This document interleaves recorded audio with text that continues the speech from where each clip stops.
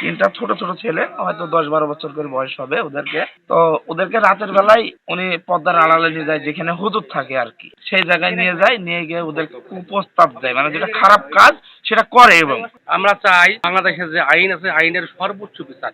কার কাছে আমরা শিক্ষক ছাত্র দেবো? এই ছাত্রদের নিরাপত্তা কে দেবে?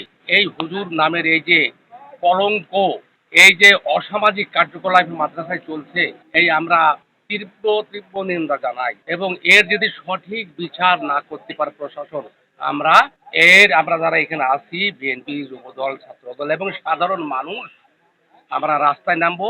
এর বিচার আমরা চাই এবং বিচার হতে হবে, হতে হবে, হতে হবে।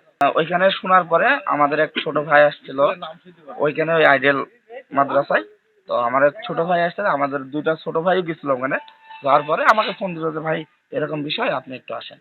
আমি গেলাম। বিষয়টা হলে কি, দুটা ছেলে, তিনটা ছোট ছোট ছেলে, হয়তো 10-12 বছর করে বয়স হবে ওদেরকে। তো ওদেরকে রাতের বেলায় উনি পর্দার আড়ালে নিয়ে যায়, যেখানে হুজুর থাকে আর কি, সেই জায়গায় নিয়ে যায়, নিয়ে গিয়ে ওদেরকে কুপ্রস্তাব দেয়, মানে যেটা খারাপ কাজ সেটা করে। এবং কোন প্রতিষ্ঠান এটা? এটা ওই মুজিবনগর আইডিয়াল মাদ্রাসায়। তো আমরা ওইখানে কর্তৃপক্ষের সাথে যখন কথা বললাম, কর্তৃপক্ষ আমাদেরকে সাথে কথা বলার সময় বললো, আমরা সব রকম ছেলেমেয়েদের জিজ্ঞাসা করলাম, কর্তৃপক্ষ শুনলো, আমরাও শুনলাম।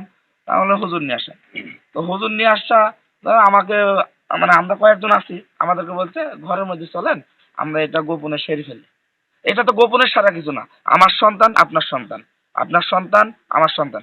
আমার সামনে যাতে আপনার সন্তানের কিছু হয়, সেই দায়িত্বটাও কিন্তু আমার, কারণ আমিও একজন বাপ। আমার কিন্তু দায়িত্ব আছে একটা সন্তানের প্রতি।